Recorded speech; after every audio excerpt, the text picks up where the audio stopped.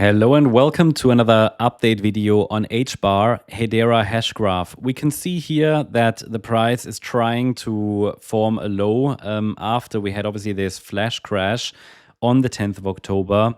Then we saw a rebound, but the price could never move back above this yellow trend line. So we continue to move below a trend line, and this downtrend continues to extend.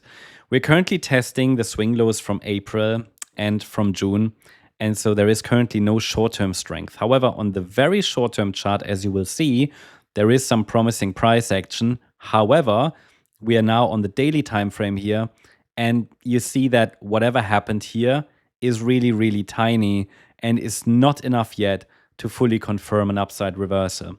However, I will show you what we now need to see on the smaller time frame to be a little bit more optimistic about the potential for an upside reversal. But please note that as long as we stay below this yellow trend line, the focus can't really be on upside, at least not here on the daily time frame.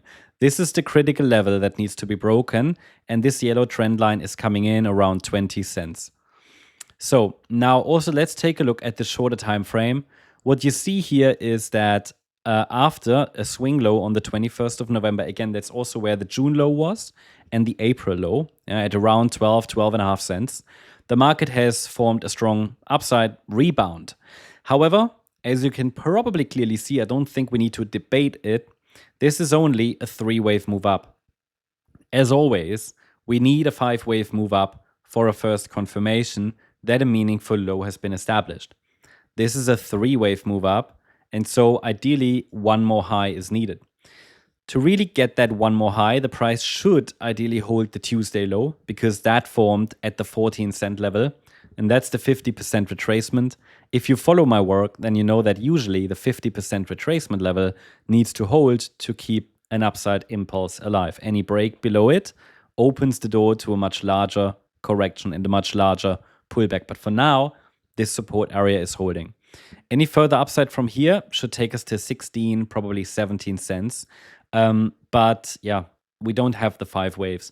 And as always, it's usually that 4th wave, 5th wave pattern, which is really difficult. A lot of Elliott Wave traders are really therefore only interested in the 3rd wave, because what we see again and again in the crypto sector is that the 4th wave doesn't hold support, and we very often don't get a 5th wave, at least in this cycle, which has been so difficult for altcoins. The reason is that the hype is in the 3rd wave, and then people usually move on and don't really trade for that 5th wave anymore. But the 5th wave is needed to signal strength, to signal bullish strength, and to clearly indicate that the trend is up. Without that, I can't really say that the trend is up. So that's what we need to see.